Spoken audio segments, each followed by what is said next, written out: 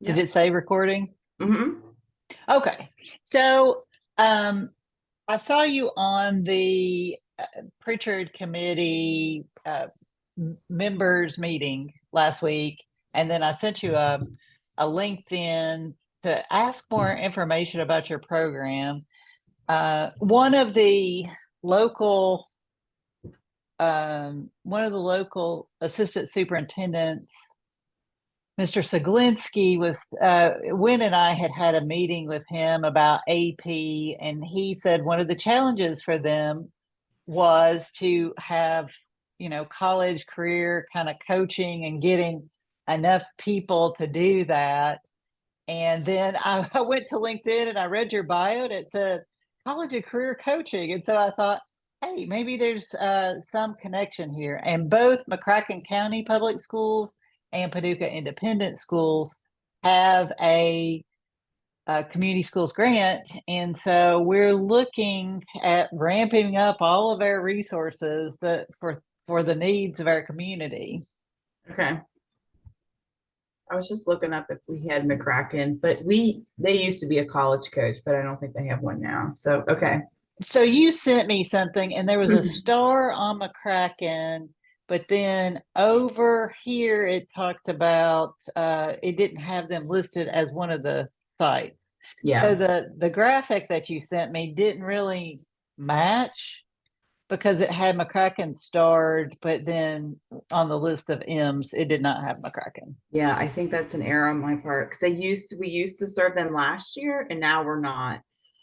They pulled out for some reason. So I think I just didn't remove their star, remove their name, but not the star. So why do people get in, just generally, why do people get in and get out of the Americorps program? And just tell me a little bit about the Americorps college coaching program. Yeah. So our program's been around for 15 years, and it's an Americorps program. And one of the ways I always talk about that makes sense to me is that Americorps basically shouts out like, "Hey, who needs help filling in gaps in education, nonprofits, or government entities?" And around 15 years ago, our high schools were like, "Hey, we need help with college and career readiness. We just simply can't do it by ourselves." And right now, the national average is one counselor to 450 students.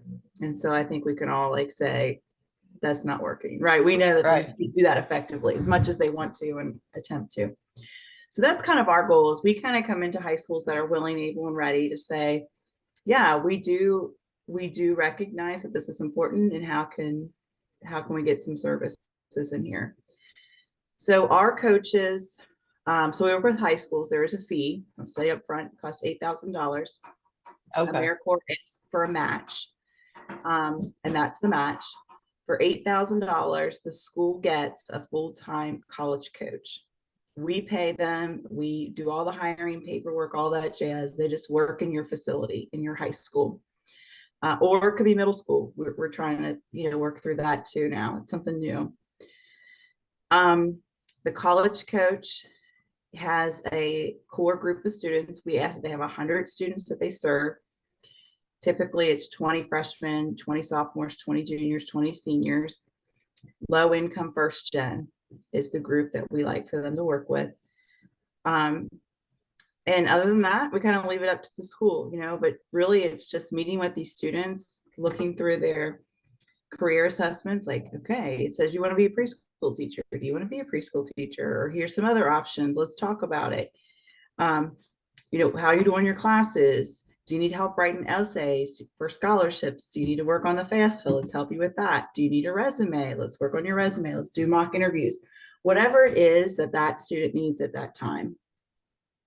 They work through that. They also take them on tours, either of career or colleges. So they can work with that group. They can also work school-wide, but we ask them to really focus on that core group of students. Let me think what else. Do you have any questions so far? Yes. I Oh, always have okay. questions.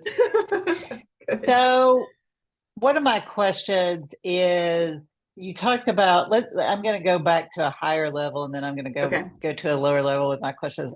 On a higher level, like I do a lot of work with other nonprofits. Like I'm on the board of the Pritchard Committee, I'm on the board of Child Watch, I'm on the board of Sprocket. And what, just on a broader scale, could any nonprofit, like one of the partnerships that maybe the school systems might look at is to have a better partnership with the Boys and Girls Club for after school programs. Okay. And so if the Boys and Girls Club wanted to have an after school program, could there be like, or it maybe the Boys and Girls Club wants to do college coaching from their facility.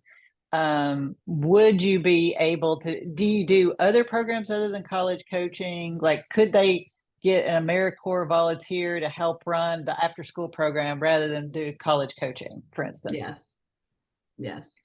So we also have our other program, which is our Volunteers in Service to America, the VISTA program.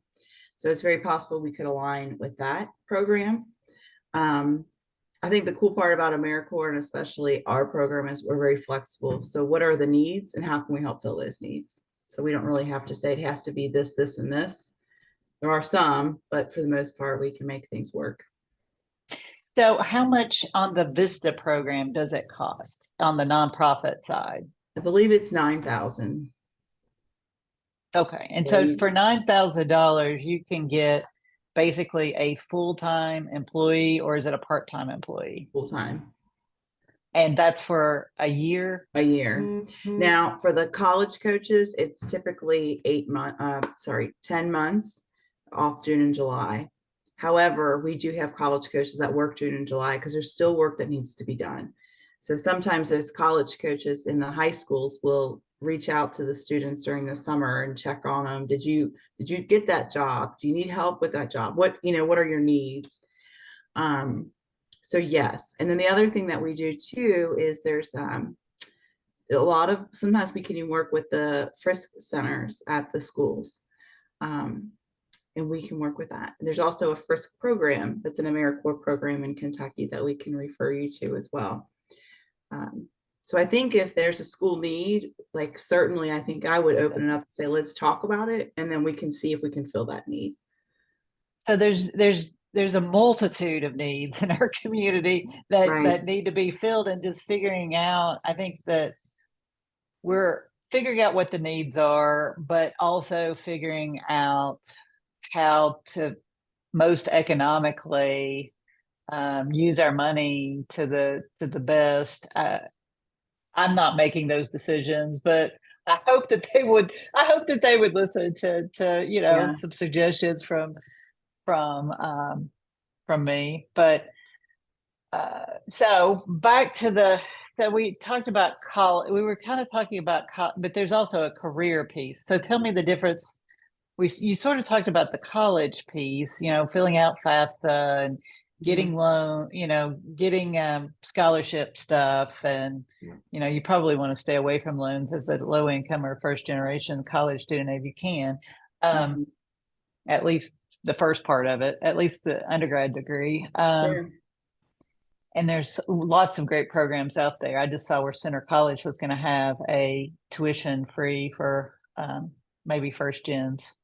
Yeah, there's so many, and it's hard for like one person to keep up with.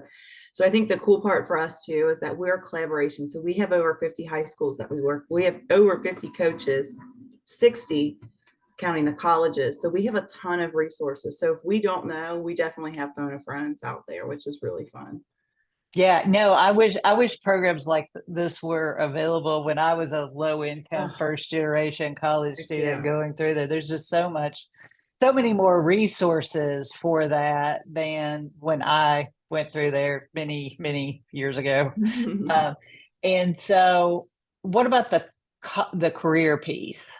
So I think it depends on the student, and that's what we say, like it's student based.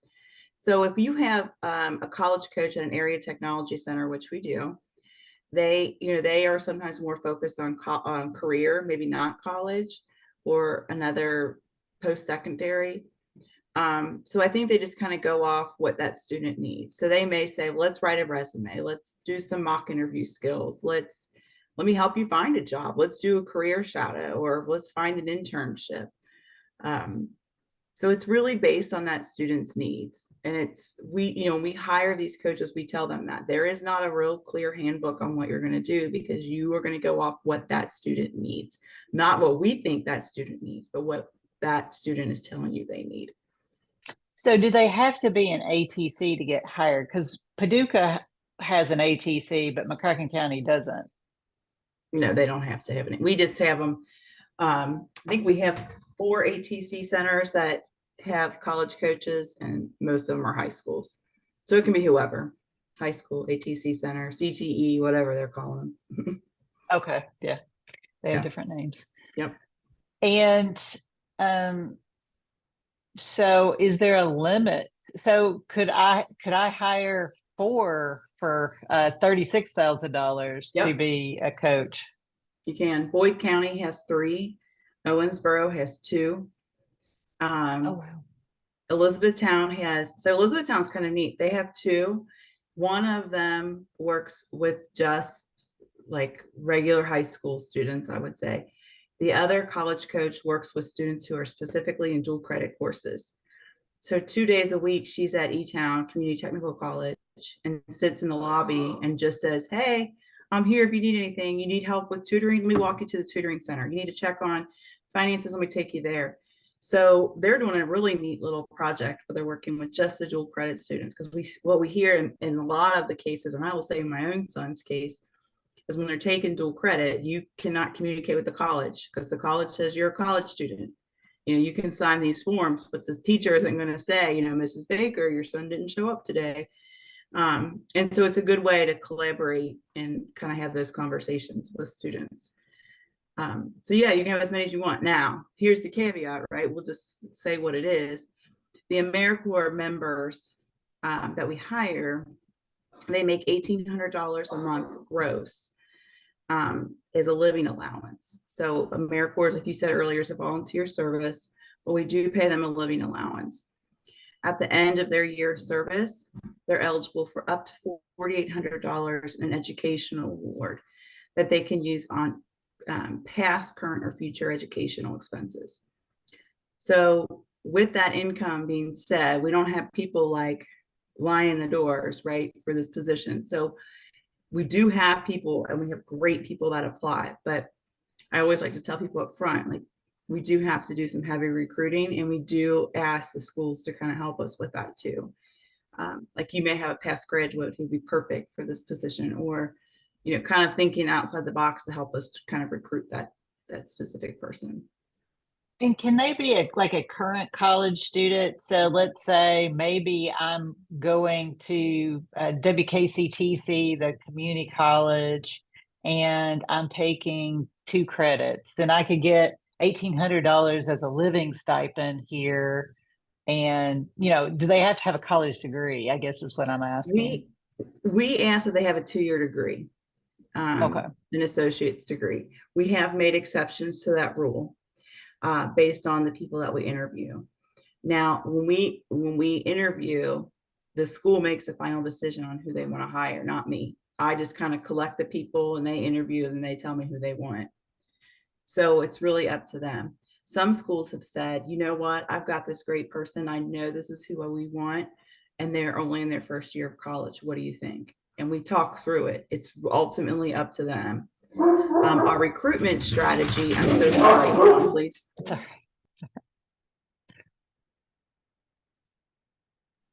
Yeah, sees someone walking down the street. There they go.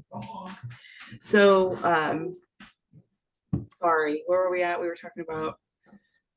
So recruiting, could you have Yeah. a first year?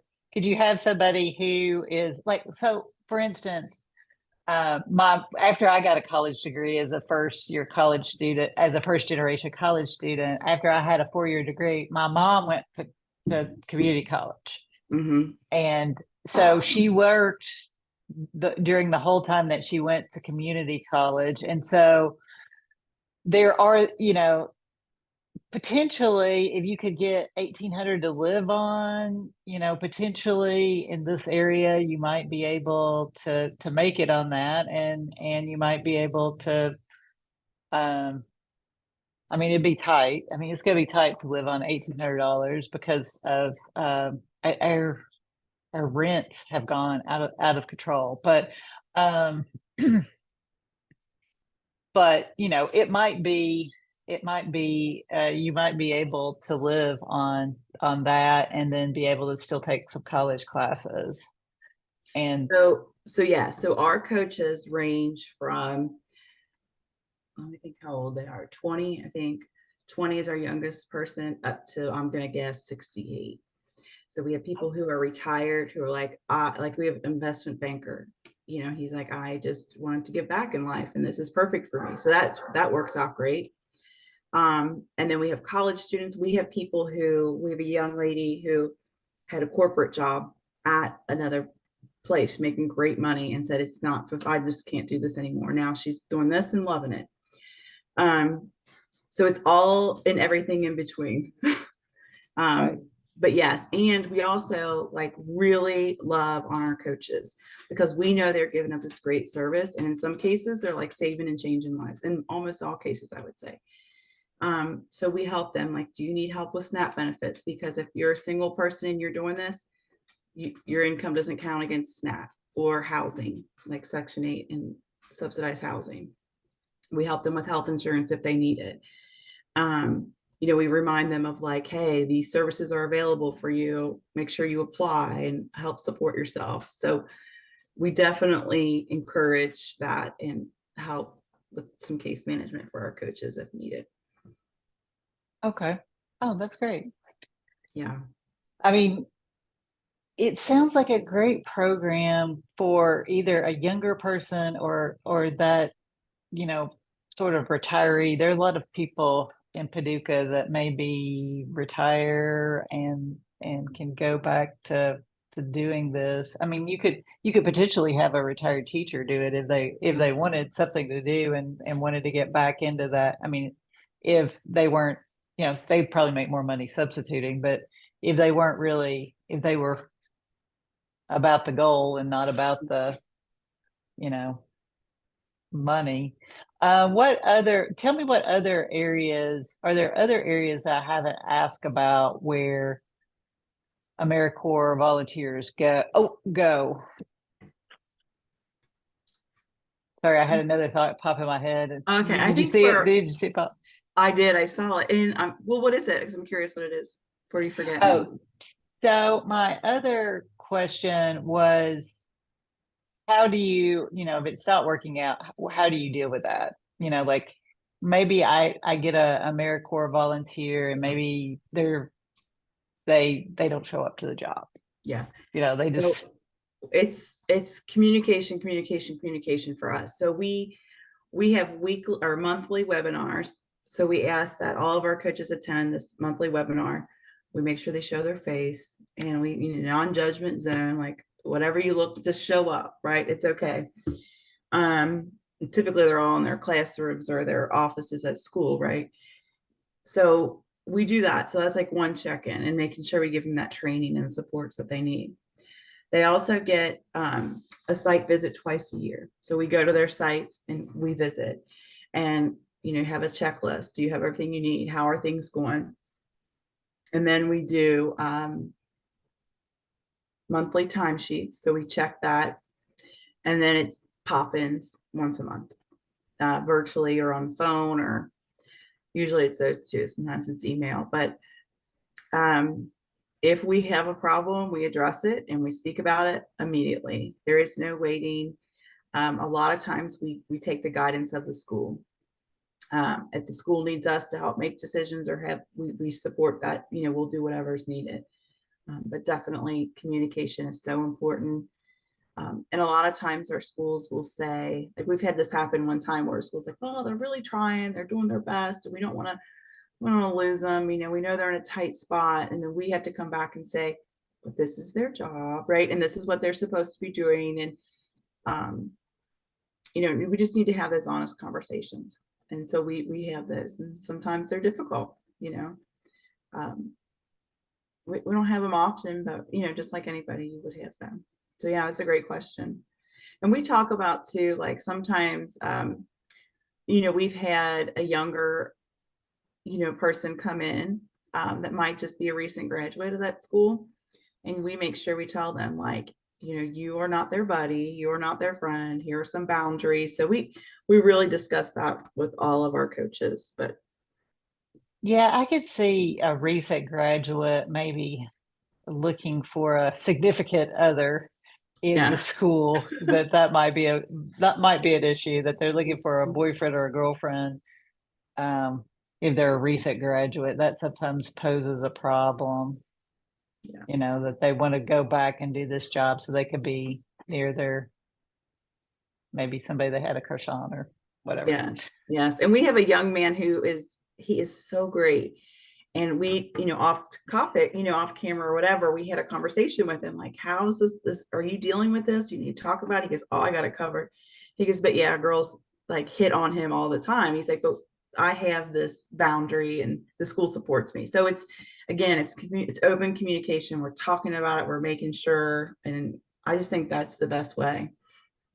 And when you have problems with schools, or when you have problems with sites, what are sort of like like the pitfalls, or the things that you would say, here's what you need to know going in so we don't have a problem?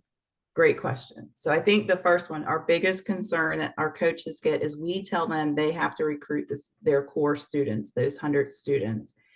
And sometimes that can be difficult.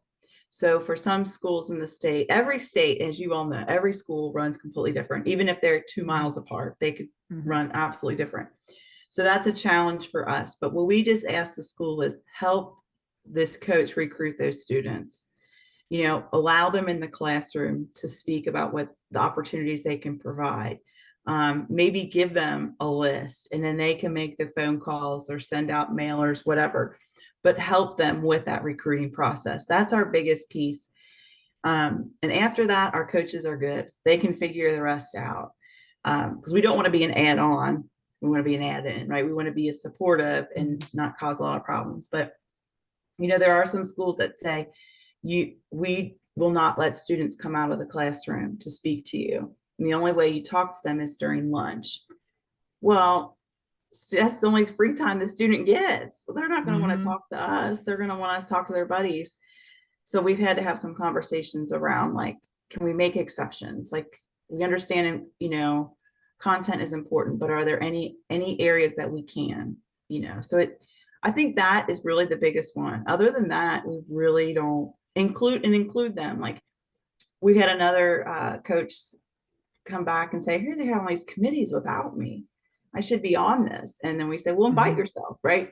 If they're not going to invite you, invite yourself. So just kind of include them in conversations so they feel included. But really, those are the two biggest things that we come across.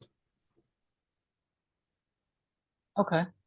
And the question that I was asking you before I had another thought bubble up was, just kind of describe what programs that deal with kids that you do across the state, that maybe we're not going to put Americorps volunteer in the school, but maybe we're going to put in a nonprofit that serves the same population. And so to think about all of the different ways that you could serve birth through 12th grade. I mean, the school systems they're going to go down to like 3-year-olds. We don't really have that birth to 3, but are there helping organizations that Americorps volunteers go to for that population, birth to 12th grade? So I think that's a great question. So let me think of an example. So one example that we use in Northern Kentucky, we have what we call the Safety Net Alliance. And it's awesome. And so it's a collaboration of 120, it might be more now, but 120 nonprofit organizations and schools where they can just access benefits. If you have a question, you just send an email and somebody reaches out and supports you. That is coordinated by one of our volunteers in service, our VISTA members. So she does the whole thing. So she facilitates all that, and that is her job. Um, so that kind of is an example. So it helps everybody. She might not be doing direct service to like 3-year-olds, but she's providing a service that helps those providing services to 3-year-olds. So that's kind of one thing. But I'm trying to think. That's a great question. I think we just need to talk about it. Like, what is, I think we could do anything. We could be of anything. We even have volunteers in service who just write grants and Oh, for nonprofits, and that's a job that they can do. We have so yeah. yeah, go ahead. And then another one we have, like, works at a college, and her job is to run the clothing closet. So she organizes the donations, advertises the events, meets and greets with students as they come into the clothing closet. So variety, anything. Is that not helpful? I don't know. No, that's helpful. Yeah. And so I was just thinking about the grant writer. So one of the school systems has a really great grant writer, and the other school system, maybe is looking for somebody in that space. But is there, is there a possibility, like, I get people asking me about grants all the time. Like, if I had this grant writer, and I almost feel like we need a community grant writer to write grants for all of our nonprofit organizations. Yeah. But is there um, you know, is it possible that they also could do like contract work on the side? Like, if you had a community grant writer, could a Americorps volunteer do like gig work? Like, I'm gonna just do Absolutely. this little contract. Yeah. So a lot of our, like, our high school coaches, college coaches, we have some that coach bowling, tennis, they're football coaches. We have art department. So they do have like little side gigs and hustle. Absolutely. We encourage that for them. So they could, if they had a skill in grant writing, they could do contract grant writing as opposed to maybe doing door dashing. There's no limit to, they could do door dashing or be an Uber driver if they wanted to. Yeah, for sure. Okay. Yeah, Okay. we Well, encourage that's that, helpful too. especially since what they're making, we're like, if you can figure it out, go for it. And it doesn't, knowing that your schedule is this, right? If you're working at the high school and the schedule 7:30, 3:30, that's your first priority. Um, and yeah, But there are tons of programs out there for gig workers. If you can do like a little bit of computer or something, or graphic design, or there are just tons of like programs where you can basically bid on a project. We had one of the nonprofits I'm on, Sprocket, we had a company called Feed Coyote that came in residence with us and got a grant from Sprocket. And it is a company where you go on there and you find work for yourself, like project work, project-based work, oh, that's not awesome, right? not like job work. So there's a ton of that kind of gig work out there if people wanted to do it. That would be really great for me to learn too. I would love to learn more about that so that I could promote that to our members, to say like, okay, you're struggling. Like, we're all struggling. So here's a little side hustle for you. Here's some opportunities. Yeah.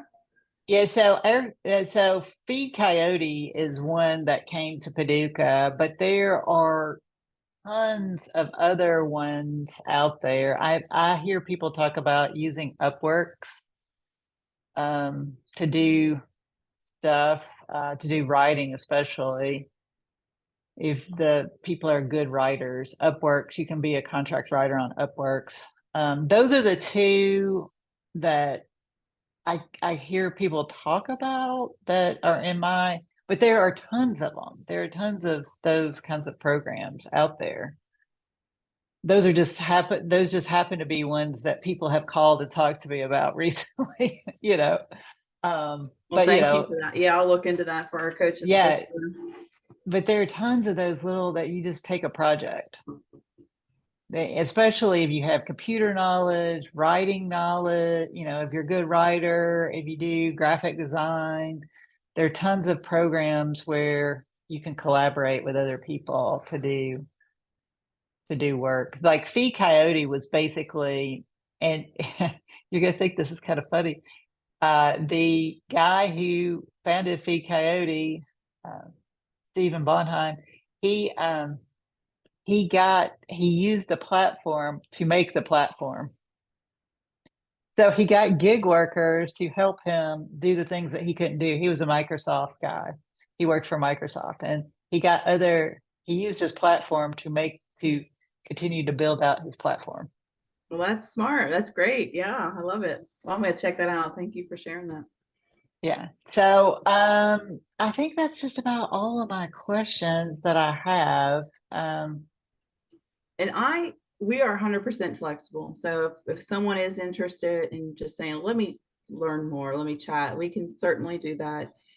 So do we have a person in our area? Like, are you the person we should contact, or is Yes. there a person in our area that we should contact? No, contact me. And then I can kind of walk through all the steps and how to get started. Yeah, I do the whole state. I live in Northern Kentucky, but we work through the whole state. So yeah, whatever it needs. I think that's just kind of the best way is like, let's just have a chat and we make the process easy, at least as easy as possible. Yeah, I think that's just the best way. Yeah, we just find sometimes and so I try to do this through Pritchard is just keep finding those connections with what people are doing in other parts of the state, because sometimes just Western Kentucky just feels like its own Yeah. state. Like we're so disconnected sometimes from, once you cross 65, I mean, once you cross 165 around Bowling Green, this this end of the state feels like it just kind of lops off, and we're Yeah. kind of disconnected from resources. It's just, it's just we're so far away, and I'm sure people in Eastern Kentucky feel that same way, that they're so far away from where the action is. Yeah, I think so. I think we all feel that way. And then the other thing is there's just so much out there. There's so many resources. And like I feel like when I'm talking to a school, I'm like, why don't you have this? Like this is a no-brainer. Like I'm not here to sell it. Like I think it sells itself. Like it's just needed. And but I can understand why schools are like, well, if you saw my email and all these people trying to get in my school and trying to figure things out, like it's hard. And they got to run a school and they got kids and it's just a lot. Like I totally get it. So we always try to think like, what can we do to make it simpler? Well, and we have coaches, both school system has a coach. And so that's what I hope that one of their roles will be, is to sort of vet all of these potential resources and try to get them in and do project management work. So step day one, we've got to do this to get this resource in. Day 20, we got to do this. Day 30, we got to do this. Because it's going to be I feel like it's going to probably be a lot of project management for the community school grant coordinators in our area, is just to manage those projects. You're in the school systems. Are there any programs that are not yours that you say, it's a good side by side program? Yeah. Like I do this program, but then, it's really, so we have like a Gear Up grant. Yes. I was just going to say that. And Yeah. and so, is that a good collaboration? Hmm. But are there other programs like that you would say, these programs really work well with their program? Yeah. Gear Up is one. Now, okay, we'll just, okay, I tell it like it is. It's why not, right? It's just honest conversation. They may feel at first a little competition, like, wait a minute, what's a college coach going in here when I'm doing this work? And then I have a college and career counselor at the high school. And I think that might go back to your earlier question. Like, it is important to talk about who does what and where is the need, right? So we don't need to duplicate services. That's not helping anybody. Certainly not the student, because now they're like, well, who do I go to? I've got 3 people. And so I think that is one of the conversations it is one of the conversations that we have starting now is, okay, meet your Gear Up folks. Ask them how you can help and how you can collaborate, and not duplicate. And like you guys have to figure out, every school is different, you know? So how can we do that? So I think that is a great example. And especially when I talk to schools, like, we already have a college coach. I'm like, okay, so your college coach is serving how many students? Like we said at the beginning, this person is only going to help. This person is going to take 100 people out of that caseload and provide direct intent services. And so we talk about that. The other one is the JAG program. Are you familiar with JAG? I haven't heard people talk about that since I was in college. Oh, it's still great. The George, I think is his name. What is it? I forget his name, but he is fantastic. And so we really, when schools have a JAG program, we align with them too. So we're not overlapping. We're not competing. Like, that is not what we're about. We're here to like support all of these things that are happening. And then TRIO programs. Some high schools have TRIO programs. A lot of those are in colleges, but we still make sure we're aligning and not stepping on toes, and so doing the best that we can to expand the services. And oftentimes that comes from us having those conversations. Okay. Well, anything else that I've not asked you that you think, hey, if I could talk to those schools out there in McCracken County and Paducah and tell them this, that I feel like that this is a piece of information they really need to know. Is there some, like your sales pitch? Like, have I left something out of your sales No. pitch? Everybody has their elevator speech. I've tried to ask questions that are probably in your elevator speech, but have I left out something from your elevator speech that you want to just put out there? Well, I appreciate that, because there are two things and that come to mind. And one is, I have 20 years experience in working with single parent families. And that is kind of why I switched this role a little bit. My roles is because I felt like when I heard about this program, I felt like it was a little bit of a hidden secret. And we're just small staff. That's just what it is. We have 5 full-time people throughout the whole state. So that's small. And it's how do you get the word out? When I heard about it, I was like, this is the answer, right? If we could have more people supporting students before they leave high school, would people be set up better for their future in whatever capacity it is that they want? I think the answer is yes, based on this 20 years experience in working with single parent populations. And then I go back to my own, and I think you mentioned this earlier too, is like, I wish I had somebody like this Mhm. when I was in high school. I didn't. And if I did, they were too busy, or they were working with the students who had the 5.2 GPAs and that were going to all these schools. And what about me? Like, I was first gen, and low income. So what about, I didn't get any help or services, and I didn't know who to ask. Uh, so I think about that too. So I would say, like, in my elevators, like, who was it to you that helped you? And do you see that on your campus happening? And I think we mentioned this in the Pritchard committee, and is it really working? We can all check boxes. Yep, we do that. Yep, we do that. But is it really effective? And that's what I would think. Is it really effective? And if not, or if you want to improve it, how can we help? And then the last thing I just thought came to mind is that in Owensboro, I didn't mention that, they have 2 coaches. I did say that. But the second coach is really working with the refugee population. So if your school has a certain population or certain need, that's where we can help. And again, that takes it off the pressure of the person that's supposed to be doing it for the 450 students, plus lunchroom duty, test duty, blah, blah, blah, blah. They're getting pulled 5 million ways. So how can we best support your students? So Okay. let's do it. That's great. Thank you Yeah. so much for sharing this with me and for letting me record it. And I hope to be able to share this video with some of the school coaches and some of the schools in our area, because I think this is a great program, and maybe some of the nonprofits, because nonprofits potentially could use some of these services as well. Yeah. Well, let me know. I'm a phone call away. Can hop on. I'll be in Owensboro this week if that's close to anybody and they want to touch base. We have a Kentucky KYACAC conference. I'll be down there a couple days. So what does that stand for? Kentucky Association for College Academic Counselors. Oh gosh, isn't that awful? You just say acronyms all the Oh, time. We don't even know. sorry. It doesn't matter. But I guess I was just trying to figure out what kind of conference it was. That's good enough. Yeah. That's good Association for enough. College Admissions Counseling for high school and colleges. So we'll be there just meeting and spreading the word. Like, how can we help support you guys? Okay. Well, thank you so much. Yeah, thanks, And Shellie. If you have anything, let me if I know. have any more questions, or I'll give you a call. Perfect. Thanks for your time. Oh, wait. I've got one Yeah. more question. Yes.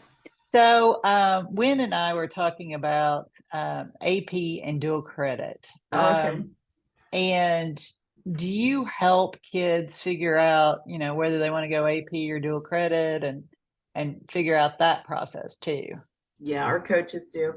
And I'm actually serving on a committee right now with the Kentucky Advising Academy on just that topic. Is it AP or dual credit, and what is best for you? And there's some really great information out there that we can give to the students, like to the parents and students, to say, here's the pros and the cons, and let them make those decisions. And I think that's so important. I have my own personal opinion on what I think is best.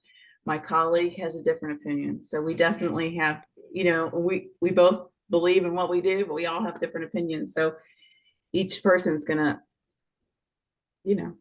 but there's some really great resources out there. And in April, I think we're going to promote it a little more for everybody once we get a solid plan down. Would you mind? Do you have my email address? Yeah, I emailed you the Zoom link, so you've got my email address. Yep. So, would you mind sending me that material so I can forward it on to Wynn on the AP versus dual credit? Yeah, I'll send you the cheat sheet that we use, and I'm meeting with Wynn, I think, next week as well. Okay. Great. We got something scheduled.